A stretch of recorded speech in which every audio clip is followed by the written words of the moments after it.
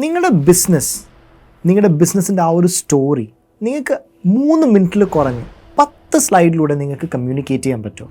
അതിലൂടെ ഒരു ഇൻവെസ്റ്ററിൻ്റെ ഇൻട്രസ്റ്റ് നിങ്ങൾക്ക് ഗേജ് ചെയ്യാൻ പറ്റും. നിങ്ങളുടെ ബിസിനസ് സ്കെയിലബിൾ ആണോ, ഫണ്ടബിൾ ആണോ? ഇത് നിങ്ങൾ എന്ത് ആധാരമാക്കിയിട്ടാണ് പറയുന്നത്? നിങ്ങളുടെ ബിസിനസ്സുള്ള മാർക്കറ്റ് എത്രത്തോളം വലുതാണെന്ന് നിങ്ങൾ എപ്പോഴെങ്കിലും കാൽക്കുലേറ്റ് ചെയ്ത് നോക്കിയിട്ടുണ്ടോ? നിങ്ങളുടെ കോമ്പറ്റീറ്റേഴ്സും നിങ്ങളും തമ്മിലുള്ള ഡിഫറൻസ് എന്താണ്?